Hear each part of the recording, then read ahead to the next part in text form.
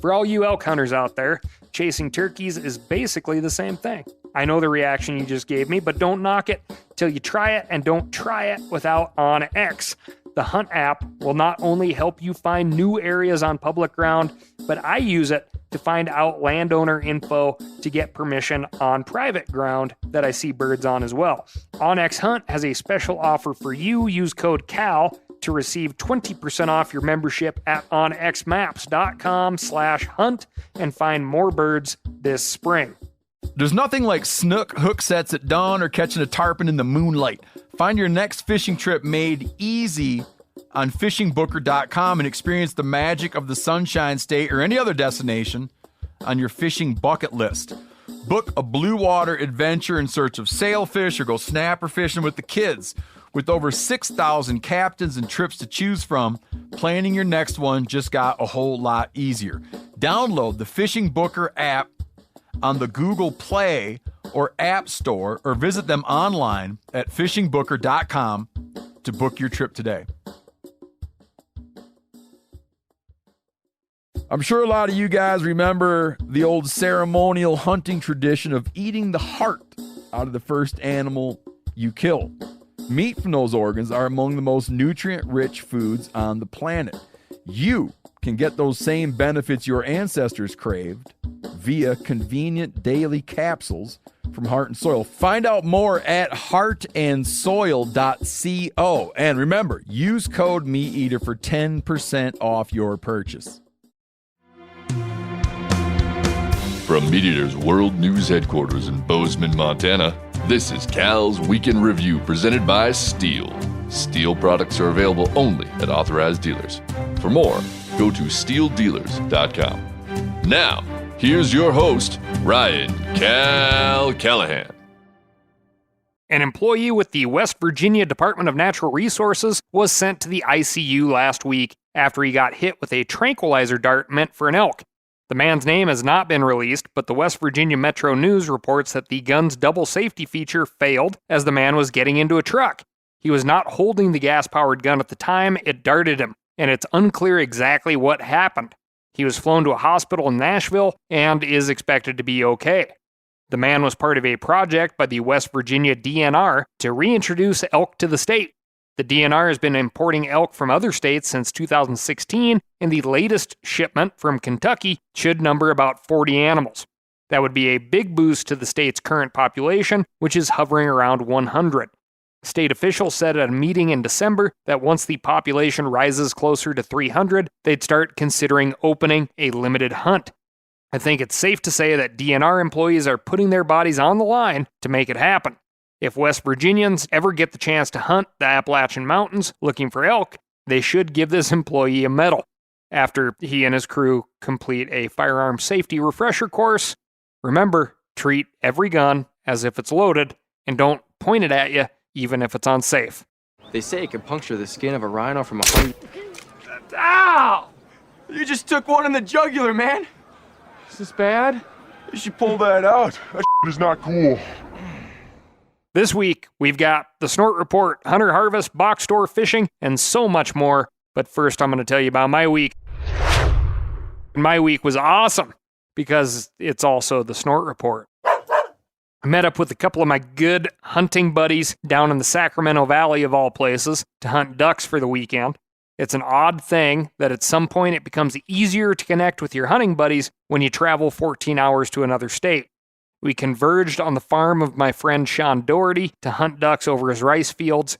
The weather went from blue skies, 0 wind, and almost 70 degrees, terrible duck hunting weather on Friday, to 40-mile-per-hour sustained winds and rain on Saturday, to low fog and 7 to 10 miles an hour breeze on Sunday.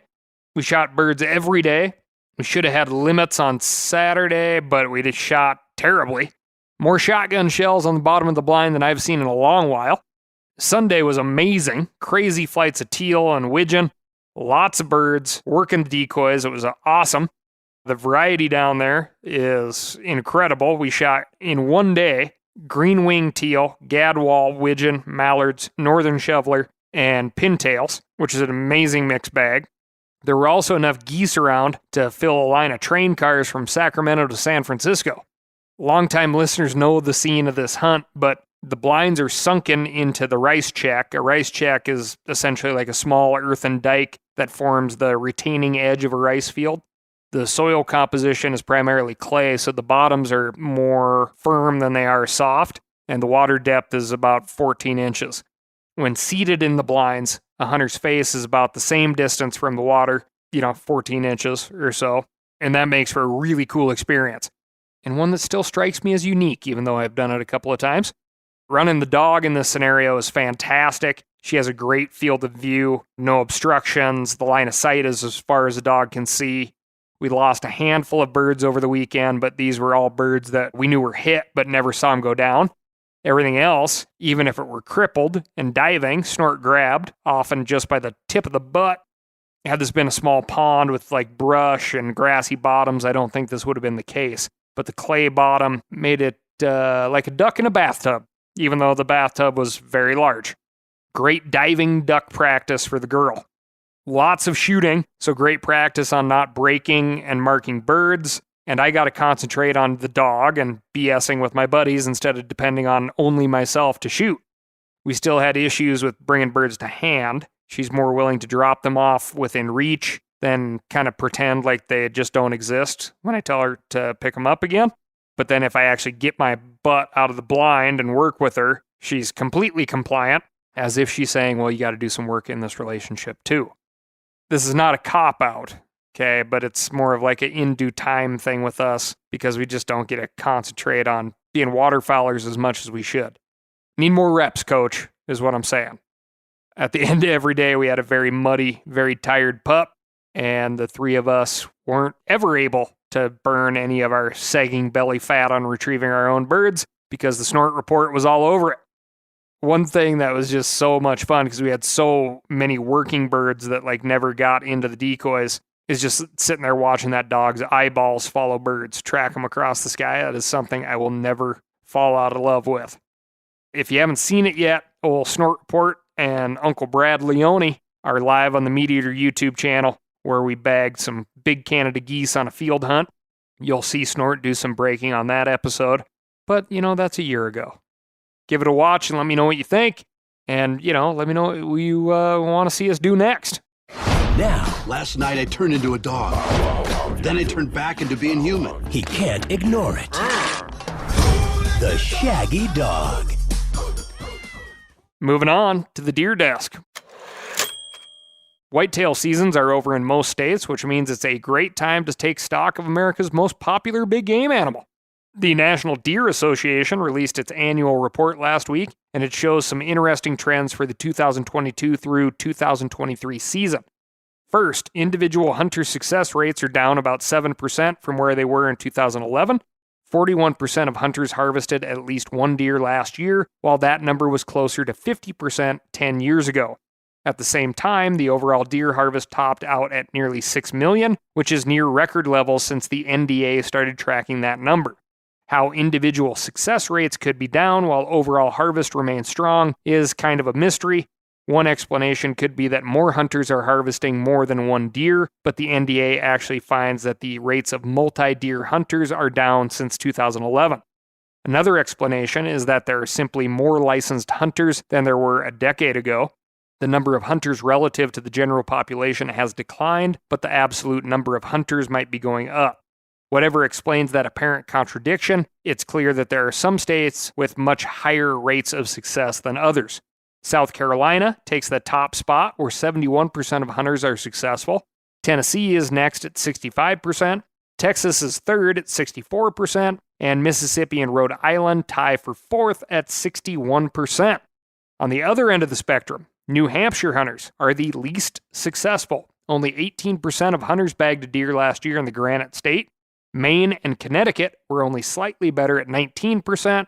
Vermont clocked in at 21%, while Washington State posted a 23% success rate. If your state wasn't mentioned here, it means you're somewhere in the middle. Now, I wouldn't dare suggest that these numbers say anything about the hunting chops of folks in any of these states, even though Cal's Week in Review writer, Jordan Sillers, included some nonsense in here about Texans being obviously the best hunters. if you want to include folks who stare through cactus at bait piles. You know, that's a type of success. Don't you dare take the name of Texas in vain! I'm just pulling on your legs, Texans. Come on. Success rates fluctuate with deer populations, and hunting regulations and landscape play a big role as well. If you live in New Hampshire and you brought home some venison this year, congrats. You did what over 80% of your fellow hunters failed to accomplish. One last highlight from this 56-page report: whitetail hunters are passing on more young bucks than ever before. Yearling buck harvest rates are at the lowest recorded levels, but the percentage of 3.5-year-old and older bucks in the harvest is 42% of the total antlered buck harvest. This is the highest percentage of this age group ever recorded. A couple factors might explain this trend. Some states have imposed antler restrictions that take most young bucks off the table. Deer populations are healthy, which means hunters have the luxury of seeing more than one buck per season. Outdoor media is probably contributing to this trend, as hunters look to go after the same kinds of big bucks we celebrate on TV and Instagram. This also might explain the lower hunter success rates I mentioned at the top of this segment. If you're holding out for a big buck, you're less likely to be successful than if you're willing to shoot any legal deer. A more discerning population of hunters will inevitably lower the rates of success, which could be what's happening here. If you're still out in the whitetail woods, good luck. For everyone else, I hope you got to take home some venison this year, whether it was sporting a set of antlers or not.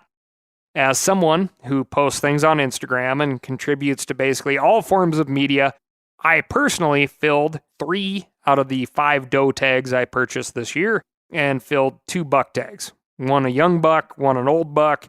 I also passed up the opportunity to harvest a young buck while I was in Oklahoma, opting to fill a doe tag that week instead. Now that my bona fides are on the table, bona fides, if you will. If you don't know what that means, in this instance, it means my credentials that I am prefacing this next thing I'm about to say with. If you want to become a good deer killer, you need to fill tags. If you can't use the meat, chances are there are people you know who can. Or even a state program that will help feed those in need. Sometimes these programs will cost you a few dollars, but that's money well spent because you can be a really good hunter and not be that great at pulling the trigger at the right time because you don't practice the act of killing, which may sound harsh, but it's the reality. Second point in my case for filling tags, and this is at this point in time universally true for whitetail deer in North America, we are operating at a level of overabundance. Take home a whitetail deer so that it doesn't end up as roadkill, or contribute to the degradation of the landscape so that a population crash occurs.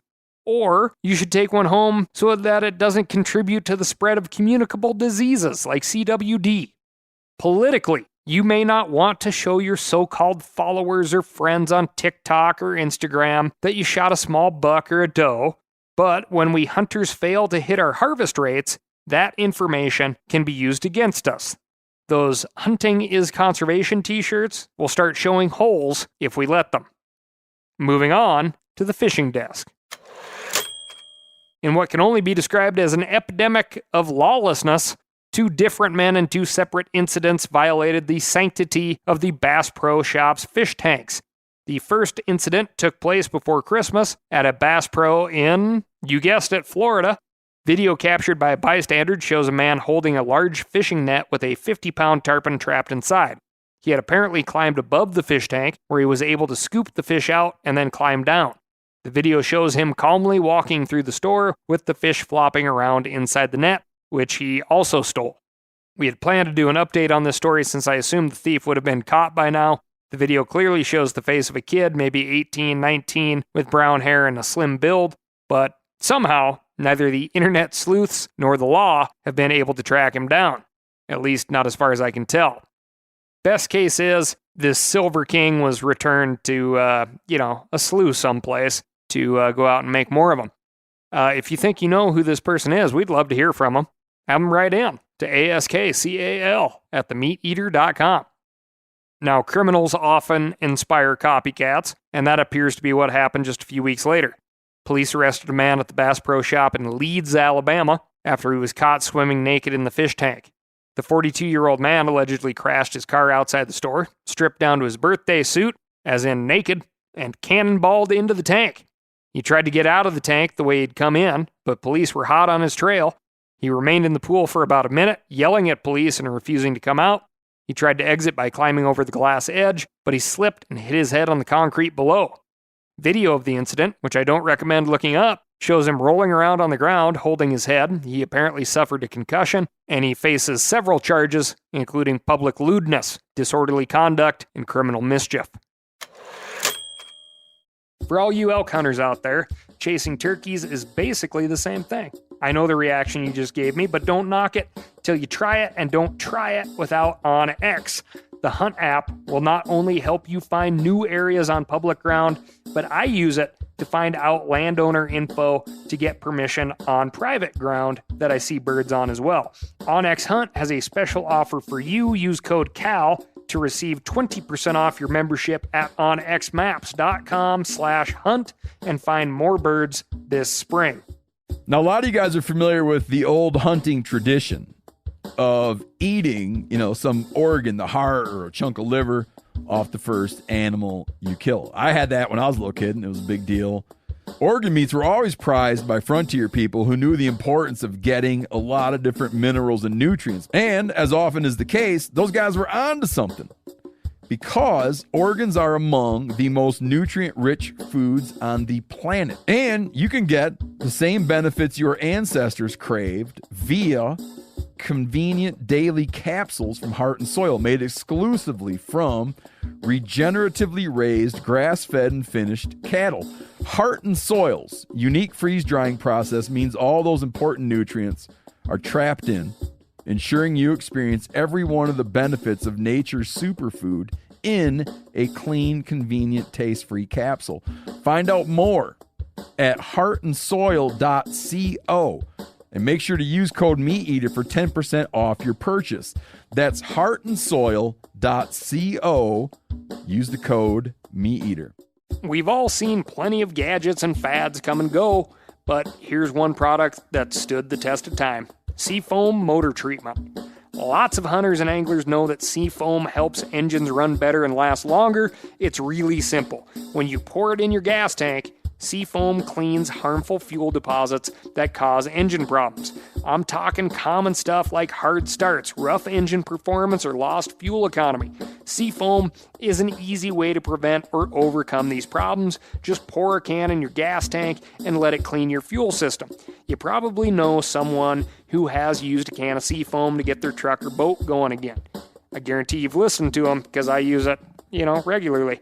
People everywhere rely on Seafoam to keep their trucks, boats, and small engines running the way they should the entire season. Help your engine run better and last longer. Pick up a can of Seafoam today at your local auto parts store, or visit seafoamworks.com to learn more. Moving on to the Colorado desk. You may have seen a news report circling the interweb about supposedly high rates of mountain lion harvest in Colorado. According to these reports, Colorado lion hunters killed 198 lions in the month of December, 44% of which were female. The Colorado Sun says this poses, quote, a risk to cubs born to breeding-age lions in that population. The headline on that article implies that because of these statistics, the Colorado Parks and Wildlife Commission voted to do away with the April hunting season and ban the use of electronic lures. This all might sound concerning, but it doesn't take much digging to realize that the entire crisis is almost entirely fabricated by animal rights groups looking to drum up support for a proposed lion hunting ban. I listened to a presentation by the state's carnivore and fur bearer manager, and the truth is far less foreboding. The group Animal Wellness Action obtained the stats via a public records request. The Mountain Lion Foundation claimed in a separate news release that these harvest numbers are unsustainable, that hunters are killing lions, quote, for no good reason, and that cubs are being left to starve. None of these statistics are wrong, but they deserve more context. First, it's not uncommon for hunters to harvest nearly 200 lions in the month of December. Mark Vieira, the Parks Wildlife Department's predator expert, told the commission that hunters harvest about 500 lions per year between November and March. Sounding an alarm about 198 cats killed in December is kind of like making a big deal about Chester Floyd going walleye fishing. It ain't exactly newsworthy. That 44% female harvest number is also misleading. About 40% of the annual lion harvest in Colorado is female, but only about 13% of the total harvest are adult females. Adult females are more important than juveniles from a population perspective, and the state's lion management plan caps that number at 17%. Hunters haven't exceeded the adult female harvest percentage, and the proof is in the pudding. Lions have been managed as a game species in Colorado for 55 years, and Vieira called the project a success story. He told the Parks and Wildlife Commission, quote, "All observations point to a growing, healthy population of lions, and hunting doesn't threaten the population in any way." As a side note, Vieira also made a point to the commission about the importance of hound hunters in lion management. The number of lions taken in each age class and sex in Colorado is sustainable in part because so many hunters use hounds. In states where hound hunting is illegal, hunters harvest a much higher percentage of females because they can't discriminate. If they see a lion across a valley, they take a shot without necessarily knowing whether it's big or small, male or female.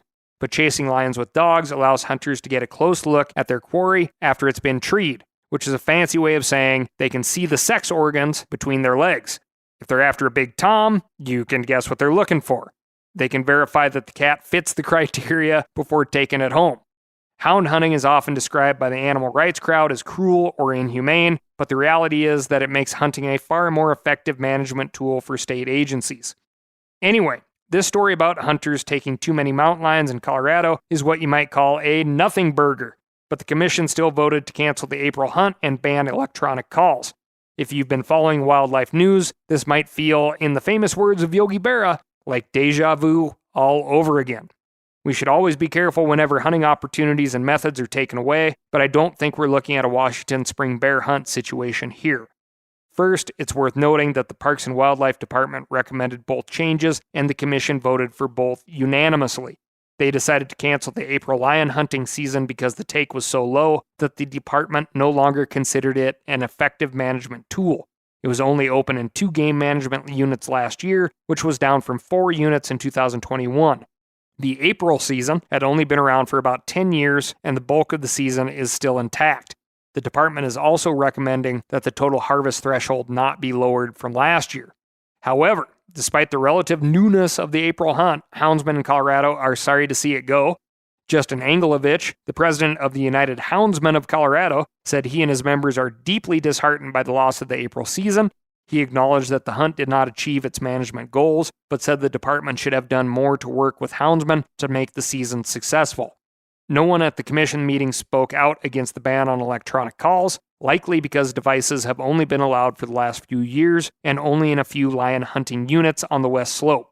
But a representative from the Humane Society chimed in to voice her support for the ban, as did a representative of the Mountain Lion Foundation. The Humane Society rep applauded the commission for the decision and claimed that the devices help hunters kill more female lions and leave, quote, orphaned kittens to starve. I think it's also worth noting how they're already using the Colorado wolf reintroduction to go after hound hunting. Take a listen. Trophy hunting of Colorado's iconic mountain lions must stop. 72% of Coloradans do not support trophy hunting of mountain lions with hounds. Packs of trailing hounds will harm our wolves. It's basically state-sanctioned hound hunting.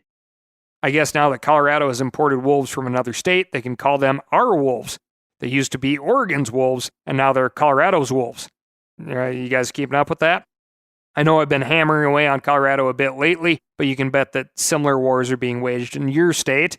I do want to point out that hounds want absolutely nothing to do with wolves.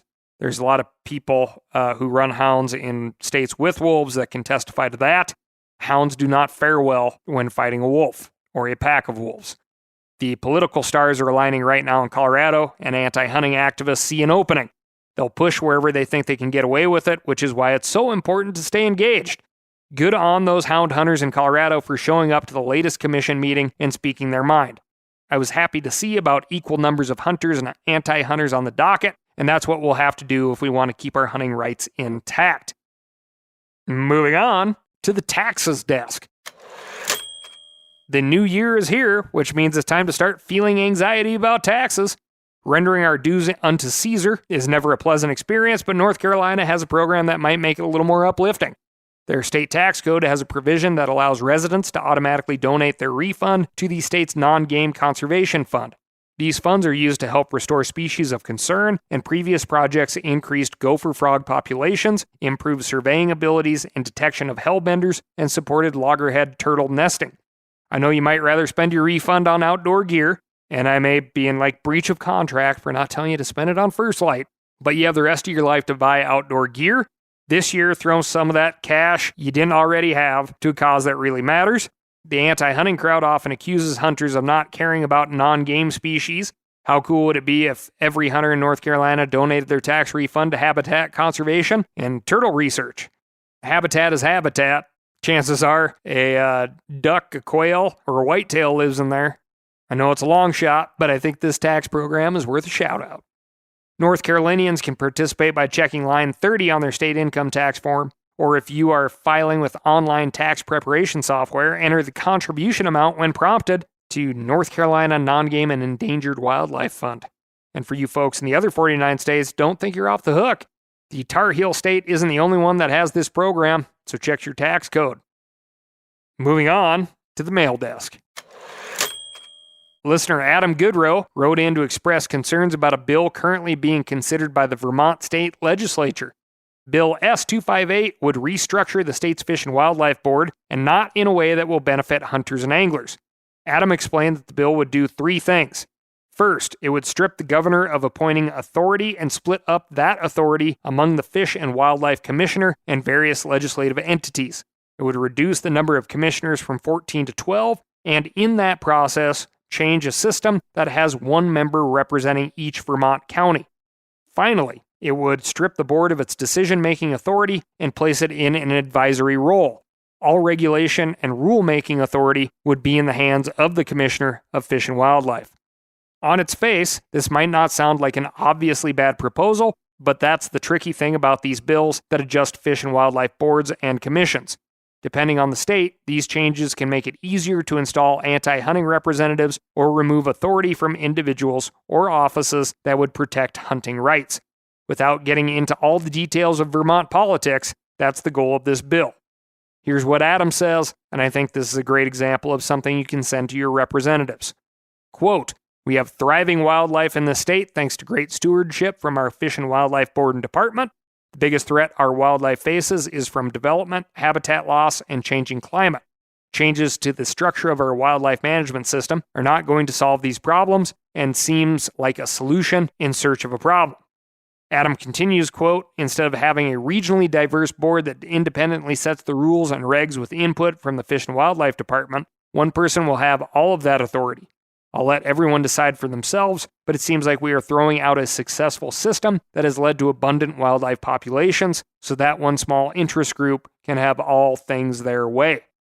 Thanks for writing in, Adam, and well said. If anyone else knows about a bad bill or policy in their state, write in to ASKCAL. That's askcal@themeateater.com. It's a big country, and it's tough to keep track of what's going on in every state.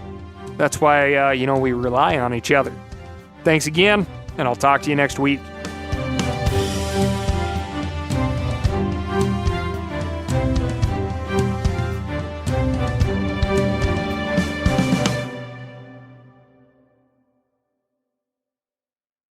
I'm sure a lot of you guys remember the old ceremonial hunting tradition of eating the heart out of the first animal you kill. Meat from those organs are among the most nutrient-rich foods on the planet. You can get those same benefits your ancestors craved via convenient daily capsules from Heart and Soil. Find out more at heartandsoil.co. And remember, use code MeatEater for 10% off your purchase. Outdoor adventure won't wait for engine problems. Things like hard starts, rough performance, and lost fuel economy are often caused by fuel gum and varnish buildup. Seafoam can help your engine run better and last longer. Simply pour a can in your gas tank. Hunters and anglers rely on Seafoam to keep their engines running the way it should the entire season. Pick up a can of Seafoam today at your local auto parts store or visit seafoamworks.com to learn more. That's seafoamworks.com to learn more.